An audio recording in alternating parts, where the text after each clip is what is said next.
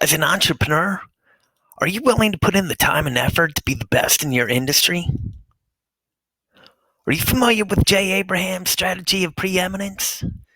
Google defines preeminence as superiority, the fact of surpassing all others. Do you ever wonder what is the best way to position yourself in the industry? How do you create so much value in the marketplace that your customers and prospects would be foolish to do business with anyone else?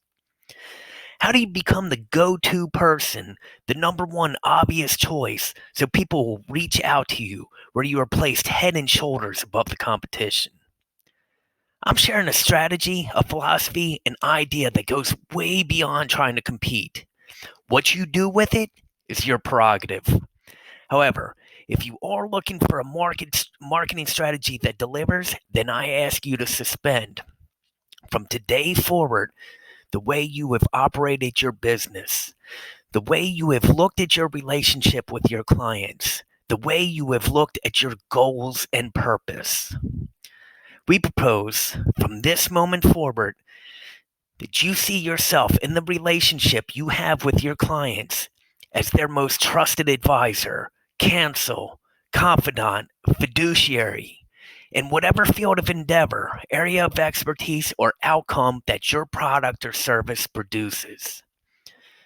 This shift, this begins with a shift in the way you refer to everything you deal with. Listen, if you haven't figured it out already, I'm a raving fan of Jay Abraham. He's a marketing consultant who has documented over $22 billion worth of revenue for over 10,000 clients all over the world in 400 plus industries. The work he is most proud of, for which he is most widely known, is his strategy of preeminence. If you're unfamiliar, please don't let me ruin your impression of Jay. For your sake and mine, stop this video right now. Search www.abraham.com for the strategy of preeminence. And look, I don't care how advanced your business skills are or how recently you've reviewed this strategy. I recommend taking your next, what Dan Sullivan refers to as a buffer day, and devoting all of it to making new distinctions and applying these concepts to your business. Did you stop this video as I advised and spend a minute checking out Jay's site? Alright, screw it, I warned you. Jay's a whole lot more articulate, and you should have listened to him. My whole summary take on this strategy is pretend like you give a shit. Here's how I want to present it. Back in the day, there was this hippie talking to his hippie boss at the office. Now we're back in the 70s, eavesdropping. This is the classic water cooler conversation. Our two characters are talking. Boss man asks, "Can you believe this guy? This little chap a couple weeks ago came in here asking to see me, the owner, saying he is," and I quote, "a poor, young, naive, but up-and-coming Orthodox Jewish boy from the Midwest trying to get ahead in an ever-so-competitive world while suffering the most acutely inflamed sinus condition in his entire adult young Jewish life." He said it so fast, I busted out laughing. And he was so innocent and determined, so I asked him, "Who are you with?" Well, he looked to the left, looked to the right, and went, "Nobody." So I asked, "Do you have a business card?" Dude pulls out this 12-inch laminate that says UC Sales, talking about how he can double our revenue. I told him I appreciate the gallant effort, we just don't have the need right now. And he's back. His name is Jay Abraham, and this time he is paying us. He wants to know our secret. For as long as he wants, Jay's going to be following us around, asking questions, interviewing anyone he chooses, doing whatever he wants. Welcome him, show him what we do best. Now, these were the early sales pitches of Jay Abraham, and in this tale, the organization is Phillips Publishing. At the time, they dominated the publishing world. They were the obvious leaders in an ultra-competitive industry, outselling their closest competitor by 40%. They had margins 35% higher than average. they had a virtual monopoly. They had proven superior performance at so many different levels. Now, if you are a young Jay Abraham, this is your ideal client. Anxious to jumpstart the relationship? Instead of getting paid, Jay offered to pay them his salary. 1 week and $500,000 later, Jay had some 1,000 pages of notes.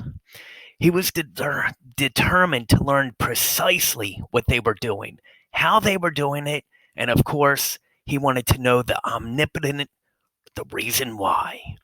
Jay was looking for a breakthrough. He wanted to know everything, the psychology behind their success, the subtle nuances, unspoken rules, hoping to learn something, anything, everything.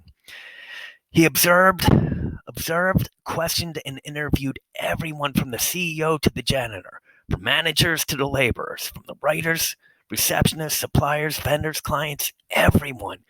He studied their vocabulary, their psychology, everything he could. He took all his notes, sorted, analyzed, reorganized, shuffled.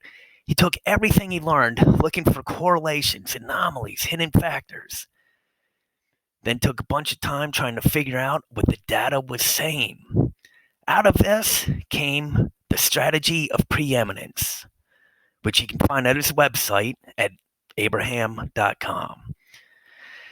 Now, this strategic philosophy or philosophical strategy has reinvigorated and redefined more businesses in more parts of the world than any other, to the best of my knowledge. This is a power play, and since we're playing the game for the long term, I suggest you start here with this strategy. Jay shares over 8 hours of explanations, illustrations, and scenario-specific examples, written, verbal, and video. So I beg you, please invest some time thinking about this one. What does greatness look like? What does superiority feel like? Have you defined it? You already know this stuff, but when was the last time you had it all laid out in front of you, contemplated it, focused on it, applied it, strategized, then course corrected? You know, if you're not all about adding value, about serving your client and making the greatest contribution you can, then what the hell are you doing? I beg you, I dare you, I challenge you to take this strategy and evolve it, instill it, install it, dimensionalize it, then inculcate it into all the people you work with and turn it into your culture and make it a part of your marketing, communication, and make it a part of your natural life. Too many people are starving for this knowledge, and it's the consumer that pays the price. There's nothing more disappointing than trusting a business to advise you and hold your best interest at heart, only to discover that they have traded their integrities for pennies on the dollar while completely losing out on the back end reoccurring sale, which is where the real wealth is created. So check it out. And if you like this and you want more, visit innovativemarketingstrategies.com.